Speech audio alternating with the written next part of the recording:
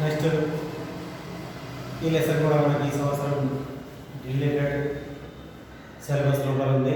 ఇది ఆహార ఉత్పత్తిని అధికం చేసేటువంటి వ్యూహాలుగా భాగంగా మనకు మానవ సంక్షేమంలో మొక్కలు సూక్ష్మజీవులు అనేటువంటి యూనిట్ లోపల సూక్ష్మజీవులు ఏ రకంగా ఉపయోగపడతాయి అనేటువంటిది నెక్స్ట్ లెసన్ 14 లెసన్ మనం చెప్పుకున్నాం. అయితే ఇక్కడ ఆహారోత్పత్తిని అధికం చేసేటువంటి వ్యూహాలు అనేది మనం చెప్పలేదు. దాంట్లో భాగంగా మనకు ఈ ఆహారోత్పత్తిని అధికం చేసేటువంటి వ్యూహమే మన ఇక్కడ హరిత విప్లవంగా తక్కువ సమయంలో ఎక్కువ మొత్తం లోపల దిగుబడినిచ్చేటువంటి పంట రకాలు అభివృద్ధి జరగడాన్ని ఇక్కడ హరిత విప్లవంగా చెప్పుకున్నాం. హరిత విప్లవ పితామహుడు ఎవరు అంటే నార్మన్ ఈ బోర్లాగ్ అని చెప్పుకుంటాం. ఇంటర్నేషనల్లీ మన విశ్వవ్యాప్తంగా ప్రపంచవ్యాప్తంగా మనకు హరిత విప్లవ పితామహుడు ఎవరు అంటే నార్మన్ ఈ బోర్లాగ్ అని చెప్పుకుంటాం. కానీ మన భారతదేశంలో ఎంఎస్ స్వామినాథన్ అంటాం. దాన్ని అతని పూర్తి పేరు మెక్నంబు సాంబశివన్ స్వామినాథన్ అని చెప్పుకుంటాం. మెకనంబు సాంబశివన్ స్వామినాథన్, సింపుల్గా ఎంఎస్ స్వామినాథన్. అయితే ఈయన ఆగస్టు 1925 లోపల ఈయన తమిళనాడు రాష్ట్రంలో కుంభకోణం అనేటువంటి పట్టణం లోపల జన్మించడం జరిగింది. అయితే ఈయన వృక్షశాస్త్రంలో మద్రాస్ యూనివర్సిటీ లోపల మనకు కళాశాల విశ్వవిద్యాలయాలకు సంబంధించినటువంటి విద్యల్ని అన్ని కూడా మనకు మద్రాస్ యూనివర్సిటీ లోపల చదవడం జరిగింది. అంతేకాకుండా ఈయన మన దేశంలో అదే రకంగా ఇతర దేశాల లోపల అనేక పదవుల్ని చేపట్టి అనేక వృత్తుల్ని చేపట్టి ఈ పరిశోధన జరిపి అందులో భాగంగా జన్యుశాస్త్రము మరియు మొక్కల ప్రజననం లోపల నిపుణులైనటువంటి వ్యక్తిగా ఎవరిని ఎంఎస్ స్వామినాథన్ చెప్పుకుంటాం.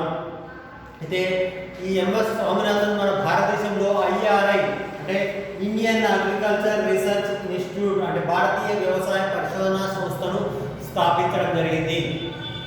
అందులో భాగంగా ఈయన స్కూల్ ఆఫ్ సైటోజెనెటిక్స్ మరియు రేడియేషన్ రీసెర్చ్ సంస్థల సహాయంతో ఆయన వరిలో తక్కువ సమయం లోపల ఎక్కువ దిగుబడినిచ్చేటువంటి వరి రకాన్ని ఉత్పత్తి చేయడం జరిగింది. అంతేకాకుండా ఆ వరి లోపల సువాసననిచ్చేటువంటి బాసుమతి రైస్ని కూడా అభివృద్ధి చేశాడని చెప్పుకోవచ్చు. ఎవరు ఎంఎస్ స్వామినాథన్ అనేటువంటి ఈ ఇండియన్ శాస్త్రవేత్త. కాబట్టి మన భారతదేశం లోపల ఈ స్వామినాథన్ నార్మన్ బోర్లాగ్తో ఏర్పడినటువంటి పరిచయం ఆధారంగా ఆయన మెక్సికన్ గోధుమ రకాన్ని మన భారతదేశం లోపలికి ప్రవేశపెట్టడం జరిగింది. ఆ రకంగా ప్రవేశపెట్టి తక్కువ సమయంలో ఎక్కువ దిగుబడిని ఇవ్వడానికి కారకమైనటువంటి వల్ల మనకు ఎంఎస్ స్వామినాథన్ను మన భారతదేశానికి సంబంధించినటువంటి హరిత విప్లవ కారకుడుగా మనం చెప్పుకుంటాం. హరిత విప్లవం ఏర్పడడానికి కారకం మన భారతదేశంలో అంటే ఎవరంటే ఎంఎస్ స్వామినాథన్ అని చెప్పుకుంటాం.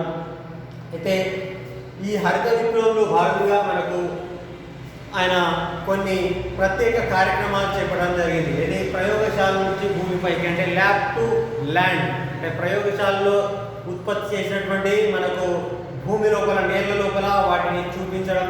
అదే రకంగా ఆహార భద్రత పండినటువంటి పంటని మనకు నష్టపోకుండా వాటిని ఏ రకంగా భద్రతను చూసుకోవచ్చు అంటే ఆహారాన్ని చెడిపోకుండా లేదా వాటి నాణ్యతను చెడిపోకుండా ఆహార భద్రతను చూడడం అనేటువంటి మొదలగు కార్యక్రమాలను కూడా ఈయన చేపట్టడం వల్ల ఈ ఎంఎస్ స్వామినాథన్కు పద్మభూషణ్ అవార్డును కూడా ఇవ్వడం జరిగింది. దాంతోపాటు అనేక పురస్కారాలు మనకు ఈ ఎంఎస్ స్వామినాథన్ అనేటువంటి శాస్త్రవేత్త మనకు పొందడం చెప్పుకోవచ్చు.